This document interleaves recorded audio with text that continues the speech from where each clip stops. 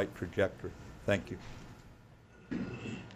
Sir, based on your comments of maintaining a conventional force is more expensive or less expensive than fighting a conventional force in regards to the Georgia campaign with Russia and our consideration of Russian reemergence and possible confrontations with upcoming elections in the Ukraine, do you see that was a choice that we didn't fight or determined to fight because it wasn't worth cost isn't worth the gain, i.e. in the Georgia campaign and in the case of Ukraine coming to the forefront?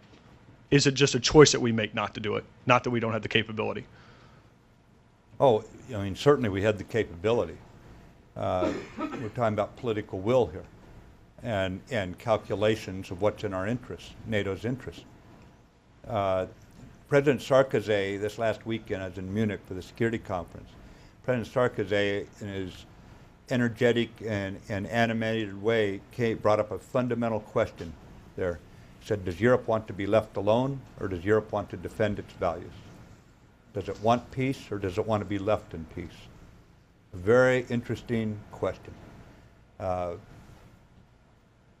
think that in this case, Georgia was not part of NATO, and it's a legitimate question about whether or not NATO should have done anything about this beyond what it did.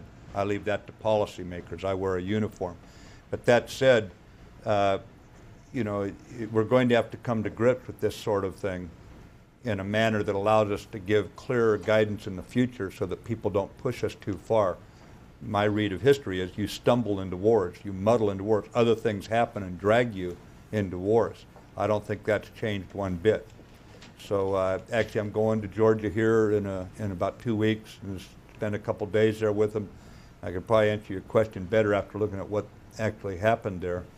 But it doesn't change the fundamental idea that your values and your interests, if your values are part of your interest, if you really believe your values, your principles are worth fighting for, you've got to make very clear what they are so you avoid that sort of misunderstanding.